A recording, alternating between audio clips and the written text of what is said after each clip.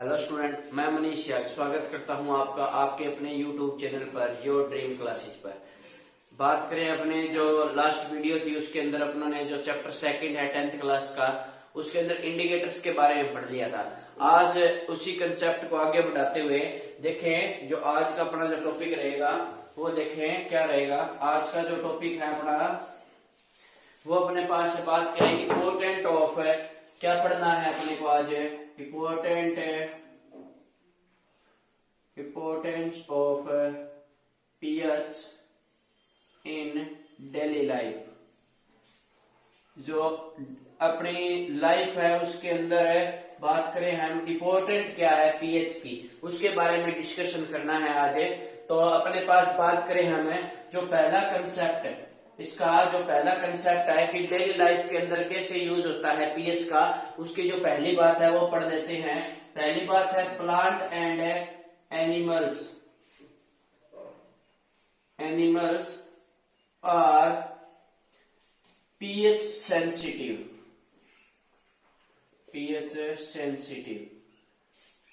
क्या कहता है कि जो प्लांट और जो एनिमल्स हैं वो पीएच सेंसिटिव होते हैं।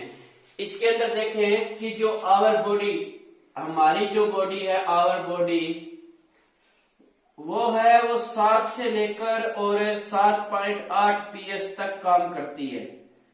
हमारी जो बॉडी है जो ह्यूमन की जो बॉडी होती है वो 7 से लेकर 7.8 का जो पीएच मान है इसके ऊपर वर्क करती है।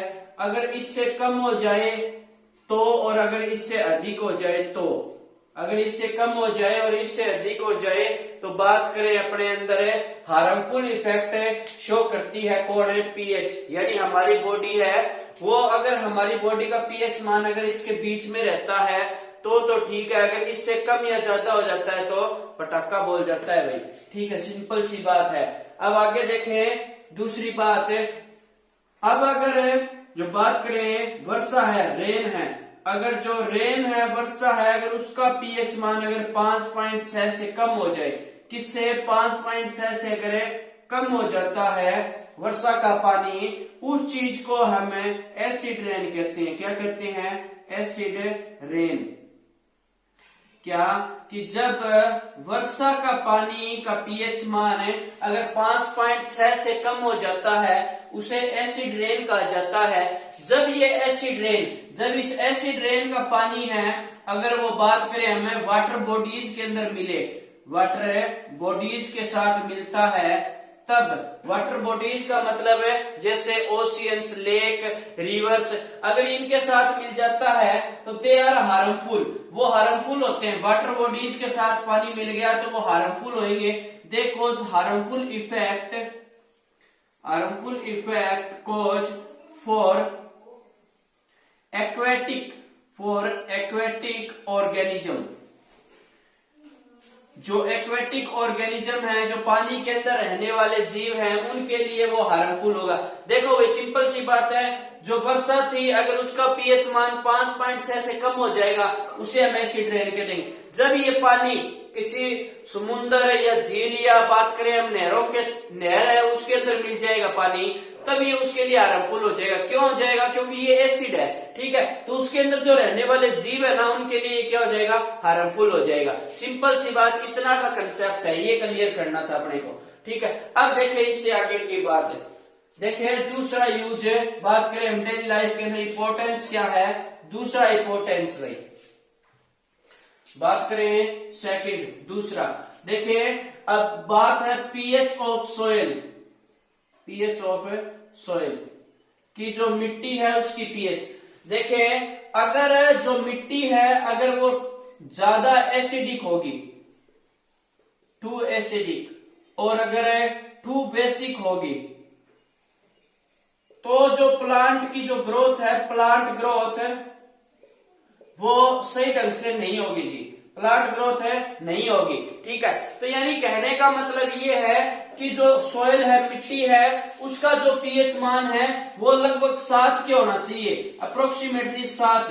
यानी 7 के थोड़ा बहुत ऊपर नीचे हो कोई दिक्कत नहीं है। अगर ज्यादा इफेक्ट आ जाता है तो ये हार्मफुल होता है, किसके लिए? प्लांट्स के लिए। यानी प्लांट की ग्रोथ है वो रुक जाएगी, यानी प्लांट है वो उगेगा नहीं, या बात करें हम उसकी ग्रोथ नहीं होगी अगर उसका पीएच मान है, बात करें हमें 7 के ऊपर या नीचे है, तो वो काम कब करेगा? जब 7 पर है। अगर मिट्टी का पीएच मान 7 होता है तो जो प्लांट है उसकी ग्रोथ अच्छे तरीके से होगी, वरना नहीं होगी। सिंपल सी बात। अब आगे तीसरा कंसेप्ट क्लियर कर लेते हैं। तीसरा बात करें इसका यूज। देखें तीसरा यूज देख लें। PH in our digestive system.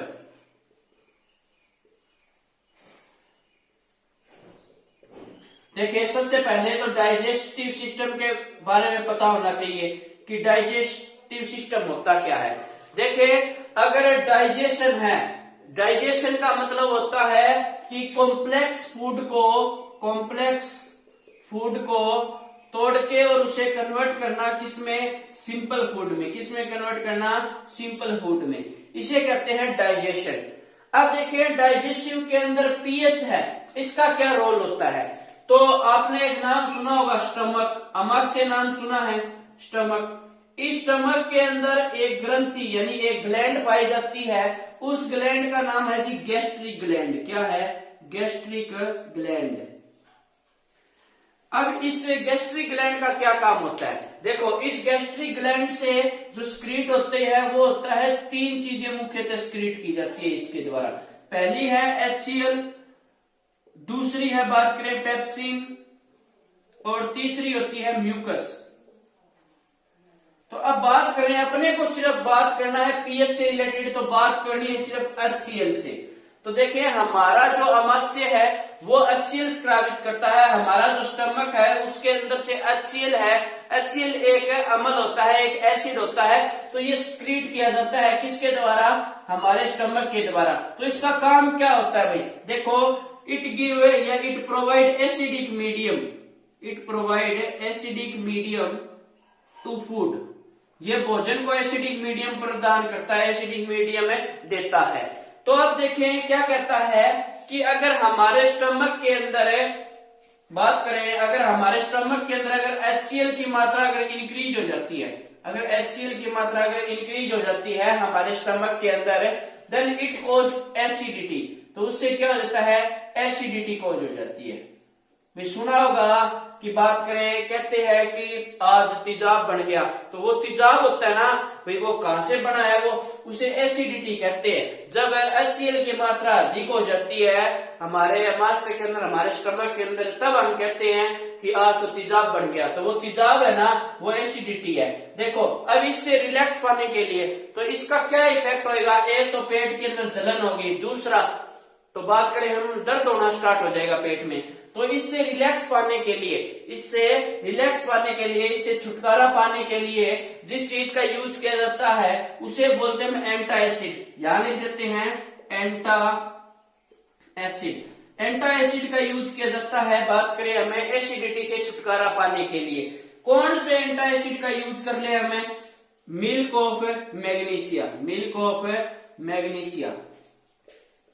Of magnesia का यूज किया जाता है। एंटाएसिड, एक एंटाएसिड है, कौन है? मिल्क ऑफ मैग्नीशिया, जिसका यूज किया जाता है एसिडिटी से रिलैक्स पाने के लिए। ठीक है जी, ये कंसेप्ट था अपना pH in our digestive system. Most important topic है, बात करें एग्जाम की नजर से देखें तो इंपॉर्टेंट क्वेश्चन है, ये आता है क्वेश्चन है what is the role of the HCl in our digestive system. हमारे डाइजेस्टिव सिस्टम के अंदर HCl का क्या रोल है? यह क्वेश्चन आ जाता है pH, explain the pH role in our digestive system. जो हमारा डाइजेस्टिव सिस्टम है उसके अंदर पीएच का क्या रोल होता है उसको एक्सप्लेन करना आ जाए तो आपको ये कंसेप्ट क्लियर होना बहुत जरूरी है। ठीक है जी, अब देखिए इससे आगे की बात, ये 3 कंसेप्ट हैं, ये 3 कंसेप्ट क्लियर। अब देखें चौथा कंसेप्ट है, बात करें चौथे की। चौथा कंसेप्ट देख लें भाई, चौथा कंसेप्ट अपने पास है, बात करें अगर pH change cause tooth decay। देखें क्या कहता है कि जो पीएच है, अगर पीएच के अंदर अगर कुछ चेंज आता है तो उससे जो दांत हैं वो भी गलने स्टार्ट हो जाते हैं, दांत है वो खराब होने स्टार्ट हो जाते हैं। सही बात है भाई, एकदम बिल्कुल। क्या कहता है कि जो हमारा माउथ है, जो मुंह है, उसका पीएच मान अगर 5.5 है, 5.5 तक है तो ठीक है। अगर इससे कम हो जाता है, अगर हमारे मुंह का अगर पीएच मान 5.6 से घट जाता है, then it cause tooth decay. इससे जो दांत है वो गलने स्टार्ट हो जाते हैं। ठीक है जी, इतनी सी कंसेप्ट आपको क्लियर होना चाहिए। क्या क्लियर होना चाहिए?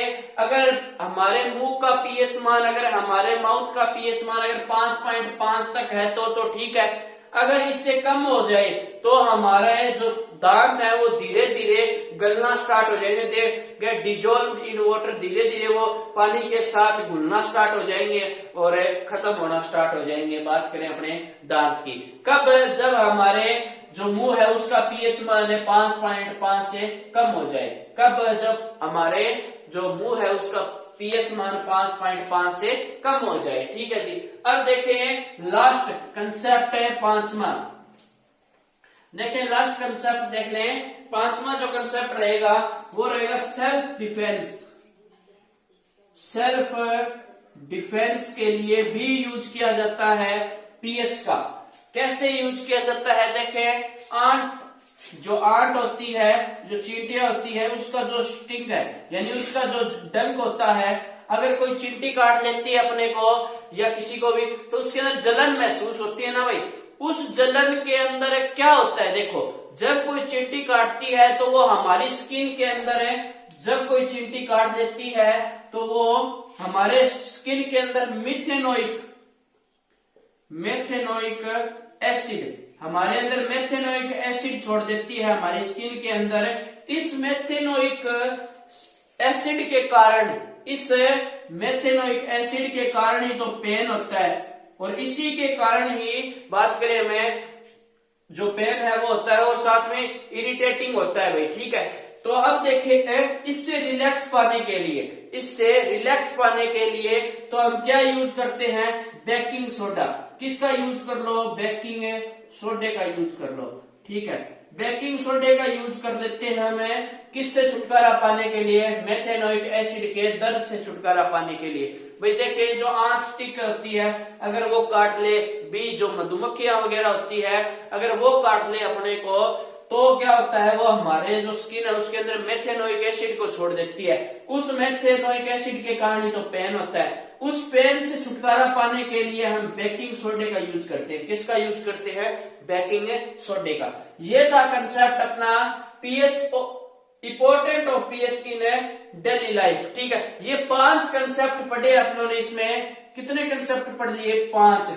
तो ये पांचों के पांचों इंपोर्टेंट कंसेप्ट है। देखिए आगे का जो कंसेप्ट रहेगा वो रहेगा अपना एसिड के बारे में। जो अपना चैप्टर का नेम है एसिड है, उसके बारे में पढ़ लेते हैं। एसिड, बेस और सॉल्ट के बारे में है। अब देखिए सबसे पहला जो टॉपिक अपने पास है वो करते हैं एसिड। एसिड क्या होती है? देखो कि अगर कोई सब्सटेंस दे रखा है, अगर वो हाइड्रोजन आयन दे, कैसे आयन दे? हाइड्रोजन आयन दे किसी भी एक्वस सॉल्यूशन के अंदर, एक्वस सॉल्यूशन के अंदर अगर हाइड्रोजन आयन देता है कोई सब्सटेंस, तो उन्हें हम क्या कहते हैं? एसिड कहते हैं। क्या कहते हैं? एसिड। ठीक है, यानी जो किसी सॉल्यूशन के अंदर हाइड्रोजन आयन प्रोड्यूस करेगा, हाइड्रोजन आयन देगा, उन्हें हम क्या कह देंगे? एसिड कह देंगे। क्या कह देंगे? एसिड। अब देखिए इसकी प्रॉपर्टीज, बात करें एसिड की जो प्रॉपर्टीज है उनके बारे में। प्रॉपर्टीज क्या क्या प्रॉपर्टीज होती है एसिड की वो देखें। सबसे पहली जो प्रॉपर्टी होती है वो होती है they are sour in taste. वो कैसे होते हैं? श्योर होते हैं टेस्ट के अंदर, यानी जो खट्टे पदार्थ होते हैं तो उनके अंदर क्या प्रेजेंट होता है? एसिड प्रेजेंट होता है। अब दूसरी बात कर ले हमें, दूसरा जो इसकी जो बात है वो देखें, they turn the blue litmus.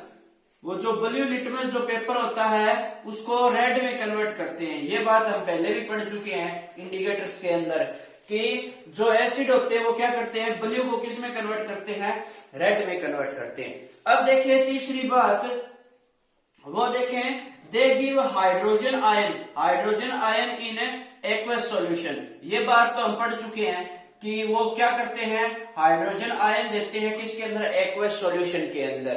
चौथी बात देखें, जो चौथी इसकी प्रॉपर्टी है वो देखें, दे कंडक्ट, क्या, दे कंडक्ट इलेक्ट्रिसिटी।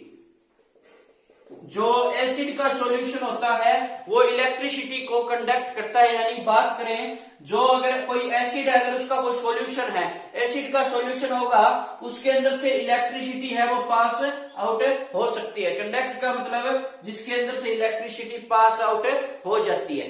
अब देखें कि एसिड है, एसिड के टाइप कितने हैं, देखें एसिड के जो टाइप है वो अकॉर्डिंग टू स्ट्रेंथ, देखें type acid, type of acid, बात करें हमें type of acid, type of acid है वो पढ़ रहे हैं हमें किसके according, according to strength, strength के अकॉर्डिंग कि कौन सा एसिड है वो वीक है, कौन सा एसिड है वो बात करें अपने स्ट्रॉन्ग है, उसके अकॉर्डिंग टाइप पढ़े हम एसिड के। तो दो प्रकार के एसिड होते हैं। कितने प्रकार के एसिड होते हैं, दो प्रकार के एसिड होते हैं अकॉर्डिंग टू स्ट्रेंथ, स्ट्रेंथ के अकॉर्डिंग। पहला होता है बच्चों स्ट्रॉन्ग एसिड, कौन सा है, स्ट्रॉन्ग एसिड। दूसरा है वीक एसिड, कौन सा है, वीक एसिड। अब देखिए इनके अंदर डिफरेंस क्या होता है।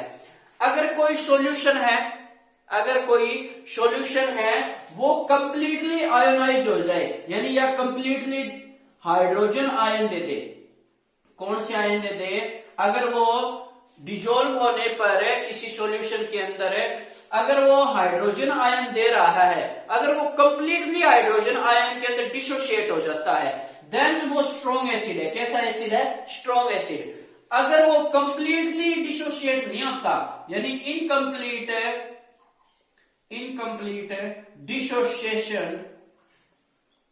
डिसोशिएट इनटू हाइड्रोजन आयन, अगर वो इनकम्प्लीट डिसोशिएट होता है, अगर वो कंप्लीटली डिसोशिएट नहीं होता, देन तो उसे हम क्या कहेंगे, वीक, क्या कहेंगे हमें, वीक एसिड। अगर वो कंप्लीटली डिसोशिएट हो जाता है हाइड्रोजन आयन में, अगर वो किसी सॉल्यूशन के अंदर अगर कंप्लीटली डिसोशिएट होकर, डिस्ट्रॉय होकर, या बात करें ब्रेक डाउन होकर अगर हाइड्रोजन आयन देता है तो उसे कहेंगे स्ट्रॉन्ग। अगर वो कंप्लीटली डिसोशिएट नहीं होता हाइड्रोजन आयन में तो उसे हम क्या कहेंगे, वीक एसिड। अब बात करें स्ट्रॉन्ग एसिड के एग्जांपल की।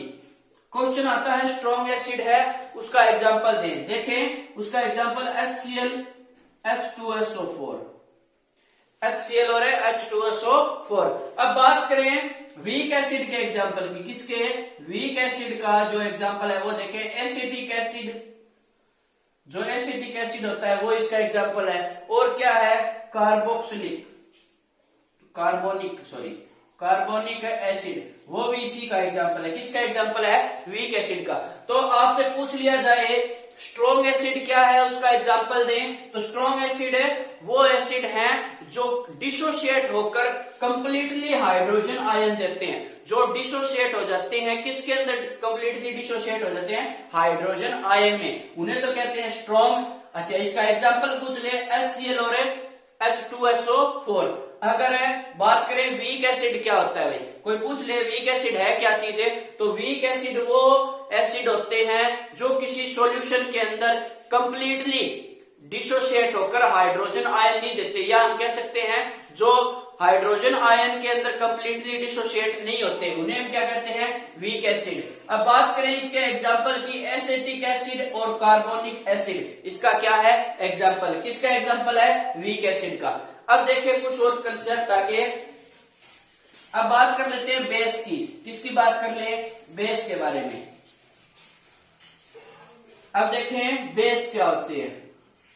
एसिड तो हो गया, अब देखें बेस, जो केमिकल प्रॉपर्टी रहती है उसकी एक अलग से वीडियो बनाएंगे। एसिड और बेस की जो केमिकल प्रॉपर्टी है वो अलग वीडियो में करेंगे। पहले इनके बारे में थोड़ा बहुत इंट्रोडक्शन या बात करें, हमें थोड़ा बहुत कंसेप्ट क्लियर कर लेते हैं। देखिए बेस के बारे में, जो एसिड था वो तो हाइड्रोजन आयन दे रहा था, जो बेस होता है वो OH आयन देता है। कैसे देता है? OH ion. अगर कोई सॉल्यूशन है, अगर वो कंप्लीटली या बात करें हमें OH आयन दे किसी एक्वस सॉल्यूशन के अंदर, तो उन्हें हम क्या कहते हैं? बेस। क्या कहते हैं? बेस। अब देखिए इसकी भी फिजिकल, देखिए इसकी भी प्रॉपर्टी होती है। जैसे उसकी प्रॉपर्टी पढ़ी थी वैसे इसकी भी प्रॉपर्टीज पढ़नी है अपने को। देखिए प्रॉपर्टीज, पहली प्रॉपर्टी क्या कहती है? पहली प्रॉपर्टी ये कहती है कि base are bitter in taste. ये कैसे होते हैं? बिटर होते हैं टेस्ट में। बिटर का मतलब कड़वे। जो कड़वे पदार्थ होंगे उनके अंदर क्या मिलेगा आपको? बेस। क्या मिलेगा? बेस। तो जितने भी कड़वे पदार्थ है, जैसे करेला वगैरह हो गया, ये सारी चीजें जो कड़वी होती है उनके अंदर क्या होता है अपने पास है? बात करें हम, बेस होता है। दूसरी बात है कि आगे बेस के बारे में और कुछ, तो जो बेस होता है वो रेड लिटमस को, किसको? रेड लिटमस को किसमें कन्वर्ट करता है? ब्लू में। ये कंसेप्ट हम पहले भी पढ़ चुके हैं। तो देखो एसिड था वो तो ब्लू को रेड में कर रहा था, और बेस होता है वो क्या करता है? रेड को, किसको? रेड को किसमें कन्वर्ट कर देता है? ब्लू के अंदर। अब तीसरी बात करें इसके अंदर है तो वो देखें, तीसरी बात थी कि ये OH आयन देगा। कैसे आयन देता है? OH आयन देता है ये in aqueous solution, aqueous solution के अंदर। अच्छा जी, अब देखें चौथी बात क्या कहता है? चौथी बात कहता है कि जो बेस है वो बेड, यानी वो कंडक्ट नहीं करता इलेक्ट्रिसिटी को। डू नॉट कंडक्ट इलेक्ट्रिसिटी, ये इलेक्ट्रिसिटी को कंडक्ट नहीं करता जी। ठीक है, ये थी इसकी बात करें प्रॉपर्टी के बारे में। अब देखिए इसके भी टाइप है, इसके भी आगे टाइप पढ़ते हैं अपने को। तो देखें जो बेस है उसके टाइप है, type of base according to strength. क्या है? टाइप ऑफ बेस, बेस के टाइप पढ़ने हैं। किसके अकॉर्डिंग पढ़ रहे हैं? अपने स्ट्रेंथ के अकॉर्डिंग। किसके अकॉर्डिंग पढ़ रहे हैं? स्ट्रेंथ के अकॉर्डिंग। तो देखिए जैसे उसके दो टाइप थे वैसे ही जो बात करें हमें बेस है उसके दो टाइप है। कौन कौन से दो टाइप है? स्ट्रॉन्ग बेस और एक होता है वीक बेस। अब देखो ये होता है क्या चीज है? देखिए अगर कोई सॉल्यूशन है, अगर वो कंप्लीटली डिसोशिएट हो जाता है OH आयंस में, देखो वो हाइड्रोजन आयन में कंप्लीटली डिसोशिएट हो रहा था, ये किस में हो रहा है? OH आयन में। अगर कोई OH आयन के अंदर अगर कंप्लीटली डिसोशिएट हो जाता है उसे तो कहेंगे हम स्ट्रॉन्ग बेस। अगर ऐसे बेस जो क्या करे? कंप्लीटली डिसोशिएट ना हो, यानी do not dissociate completely into OH ion, जो OH आयन के अंदर कंप्लीटली डिसोशिएट नहीं होते उन्हें हम क्या कहते हैं? Weak base. क्या कहते हैं? Weak base. और जो कंप्लीटली डिसोशिएट हो जाए वो क्या हो जाएंगे अपने पास? Strong base. अब देखिए इसके बारे में बात कर ले आगे, इसके एग्जांपल की। किसके? स्ट्रॉन्ग बेस है उसका एग्जांपल क्या है? उसका एग्जांपल होता है KOH और NaOH। अगर आपसे पूछ लिया जाए जो स्ट्रॉन्ग बेस है उसका एग्जांपल दें, तो क्या एग्जांपल देंगे आप? KOH और NaOH। क्या एग्जांपल देंगे? KOH और NaOH। अब आगे की बात करें वीक एसिड के एग्जांपल की। किसकी? वीक एसिड का जो एग्जांपल है उसकी देखें, NH3 अमोनिया, और क्या हो जाएगा? पायरुडिन इसका एग्जाम्पल है। किसका एग्जाम्पल है? वीक बेस का। ठीक है, इतना कंसेप्ट क्लियर। देखें ये था अपने पास, बात करें हमें जो एसिड और बेस है उसका, बात करें हमें छोटा सा कंसेप्ट। अब नेक्स्ट वीडियो के अंदर अपने जो बात करें एसिड और जो बेस है उसकी केमिकल प्रॉपर्टीज के बारे में पढ़ेंगे। ये तो सिर्फ उसके टाइप के वीडियो थी और इंडिकेटर्स के बारे में थी। ठीक है, अब जो नेक्स्ट वीडियो आएगी उसके अंदर हमें केमिकल प्रॉपर्टी पढ़ेंगे, जो साल्ट्स है उनके बारे में पढ़ेंगे। ठीक है जी। अच्छा, इतना कंसेप्ट क्लियर? ठीक है, ओके।